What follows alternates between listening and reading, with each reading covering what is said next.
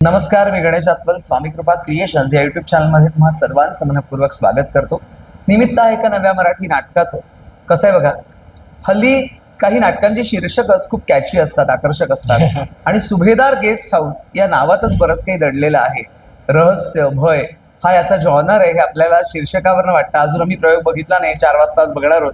पण या नाटकात काम करणारा माझा अतिशय लाडका अभिनेता आणि अनेक वर्षांपासूनचा मित्र सौरभ गोखले माझ्यासोबत आहे. नमस्कार सौरभ. नमस्कार. स्वागत आहे. आणि तुझ्याशी गप्पा मारायला मजा येत असते. थँक्यू. नेहमी वेगवेगळ्या प्रोजेक्टच्या निमित्ताने हो, आपण yes, भेटत असतो. अगदी. आणि आज आपण सुभेदार गेस्ट हाऊसच्या निमित्ताने भेटतोय. नेमकी तुझी व्यक्तिरेखा काय आहे ते आम्हाला जाणून घ्यायचं, जे तुला डिस्क्लोज करावं असं वाटतं. हो, विनय सुभेदार या नावाची ही व्यक्तिरेखा आहे. आता तुम्ही ओळखलंच असेल की सुभेदार गेस्ट हाऊस आणि विनय सुभेदार म्हणजे हा कोणीतरी मालक असणार. तर येस, मिस्टर अँड मिसेस सुभेदार, विनय सुभेदार आणि चित्रा सुभेदार यांनी सुरू केलेलं हे गेस्ट हाऊस आहे. आणि त्या गेस्ट हाऊसमध्ये त्यांनी ते ओपन केल्यानंतर काही गेस्ट चेक इन करतात आणि काही घटना अशा घडतात की ते एका वेगळ्या सगळ्या स्टोरीमध्ये अडकतात आणि त्यातनं कसे बाहेर पडतात किंवा का ते स्वतः त्या स्टोरीत इन्व्हॉल्ड आहेत याची ही कहाणी आहे. आणि सस्पेन्स थ्रिलर जॉनरचं हे नाटक आहे, मर्डर मिस्ट्री आहे, अशी सगळी गंमत आहे. आणि विनयचं कॅरेक्टर जर तुम्ही म्हणालात तर एक अत्यंत स्ट्रेट फॉरवर्ड पण थोडासा क्वर्की सेन्स ऑफ ह्युमर असलेला आणि म्हणजे समोरच्या माणसाला पाहून त्या पद्धतीने रिॲक्ट होणारा.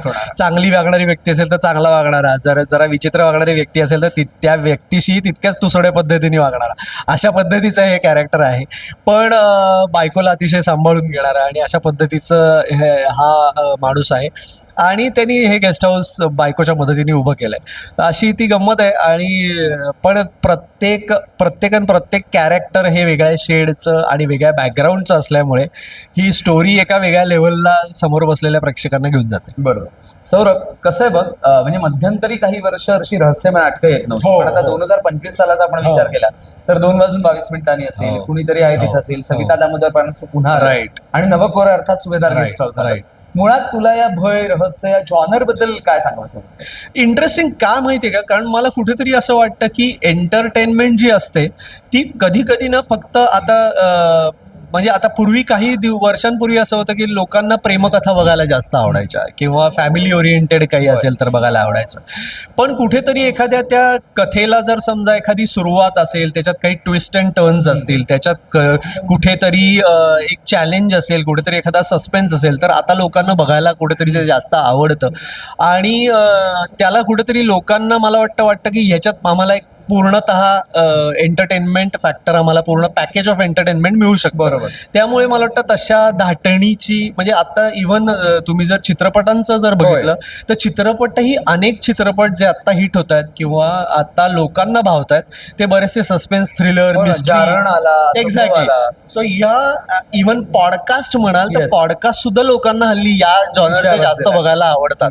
म्हणजे परत आता तंत्र याच्यातले बरेच लोकांना बघायला आवडतात. सो कुठेतरी सस्पेन्स थ्रिलर, कुठेतरी म्हणजे कुठल्याही फॅक्टर मध्ये जर सस्पेन्स असेल, त्याच्यात कुठेतरी थ्रिल असेल तर ते लोकांना बघायला आवडतं.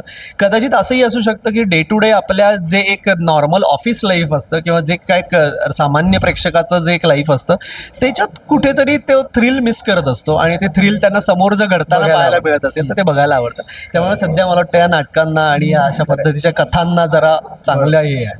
कसं आहे बघ की मुळात दिग्दर्शकाला कॅप्टन ऑफ द शिप म्हटलं जातं. येस. आणि विजय केंकरे म्हटल्यानंतर 100 पेक्षा जास्त नाटकं दिग्दर्शक केलेला दिग्दर्शक, येस, त्यांच्या बरोबर काम करताना ती प्रोसेस विद्यापीठ आहेत मुळात. अगदी अगदी अगदी त्याबद्दल 100% नाही. आणि विजय सरांबद्दल मी खरंच सांगतो की मी अक्षरशः म्हणजे, आणि या नाटकाचं कॉम्बिनेशन इतकं सुंदर आहे की विजय सर दिग्दर्शन, त्यानंतर गोवा हिंदू असोसिएशनची निर्मिती जी एक अत्यंत नावाजलेली नाटक संस्था आहे, त्यानंतर मुळे मामांचं नेपथ्य असेल, बरोबर शीतल तळपद्यांचे लाईट्स आहेत, परत अजित परबचं संगीत आहे, म्हणजे अक्षरशः ओव्हरऑल विद्यापीठाचा फील त्याला असल्यामुळे पॅकेज आहे म्हणजे प्रत्येक माणसाकडनं सरांकडनं शिकण्यासारखं इतकं प्रचंड आहे की आता विजय सरांनी ही गोष्ट ही मुवमेंट अशा पद्धतीने क्राफ्ट का केली आहे किंवा याच्यानंतर हा माणूस असा का चालत जातो किंवा हा या पद्धतीने का रिॲक्ट होतो, या प्रत्येक गोष्टीमागे त्यांचा जो थॉट असतो तो त्यांच्याबरोबर जेव्हा आम्ही चर्चा करतो तेव्हा त्यांच्याबरोबर जेव्हा गप्पा होतात